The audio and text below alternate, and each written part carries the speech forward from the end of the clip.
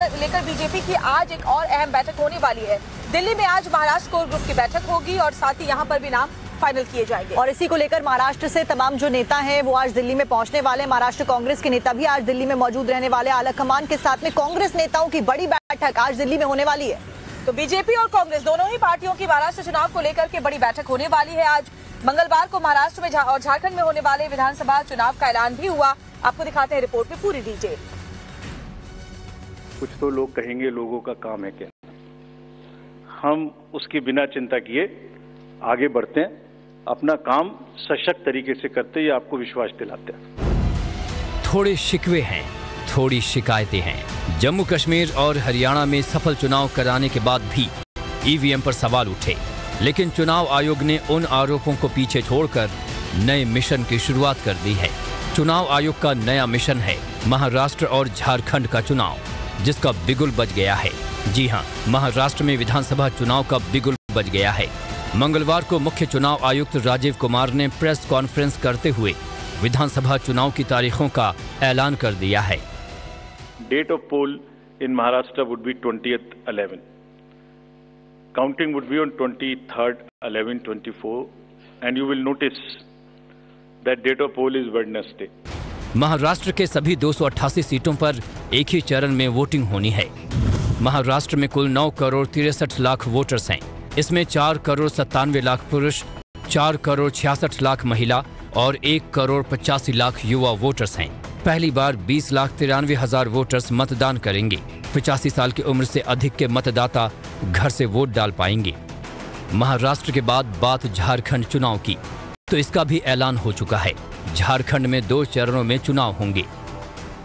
Jharkhand would be in 2 phases. The date of poll, first phase would be on 13th November, and the second phase would be along with Maharashtra on 20th November. Jharkhand में भी महाराष्ट्र के साथ यानी 23 नवंबर को ही चुनाव के नतीजे आएंगे। झारखंड में कुल वोटर्स की संख्या 2 करोड़ 6 लाख है, जिसमें से 1 करोड़ 29 लाख महिला और 1 करोड़ 31 लाख पुरुष मतदाता हैं। पहली बार मतदान करने वाले मतदाताओं की संख्या 11,84,000 है। झारखंड में 29,562 पोलिंग स्टेशन होंगे।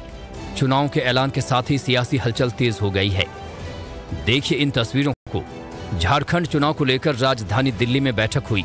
बीजेपी दफ्तर में हुई इस बैठक में पार्टी अध्यक्ष जेपी नड्डा के साथ प्रधानमंत्री मोदी भी शामिल हुए और बताया जा रहा है कि झारखंड के 50 सीटों के लिए उम्मीदवारों के नाम पर मुहर लगा दी गई है। इस बैठक में झारखंड चुनाव के प्रभारी शिवराज सिंह चौहान और बाबूलाल मरांडी भी शामिल हुए।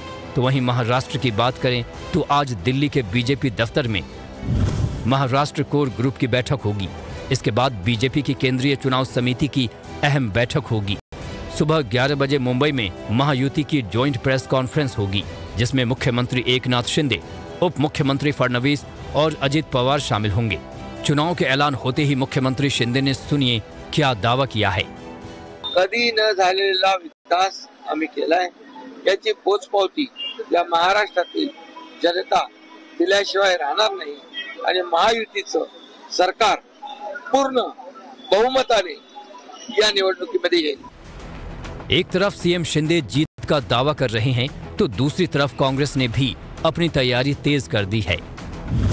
महाराष्ट्र कांग्रेस नेताओं की दिल्ली में आला कमान के साथ बैठक होगी। 17-18 अक्टूबर को कांग्रेस की पहली लिस्ट आ सकती है। अब बात उपचुनाव की, तो 14 राज्यों की 48 विधानसभा और 2 लोकसभा सीटों पर उपचुनाव की तारीखों का ऐलान भी किया गया। लोकसभा सीटों में केरल के वायनाड में 13 नवंबर को मतदान होगा, तो वहीं महाराष्ट्र के नांदेड़ में 20 नवंबर को वोटिंग होगी। जबकि विधानसभा की बात करें तो 47 विधानसभा सीटों पर 13 नवंबर को वोट डाले जाएंगे। इसमें उत्तर प्रदेश के 9 विधानसभा सीटों पर भी चुनाव होंगे। मिल्कीपुर विधानसभा को लेकर अभी चुनाव का ऐलान नहीं हुआ है, क्योंकि मिल्कीपुर विधानसभा चुनाव को लेकर कोर्ट में मामला है। इसके अलावा उत्तराखंड के केदारनाथ विधानसभा सीट पर 20 नवंबर को मतदान होगा। सभी के नतीजे 23 नवंबर को आएंगे। और अब बात करेंगे बहराइच की, जहां पर हिंसा के बाद जो बवाल बढ़ा था।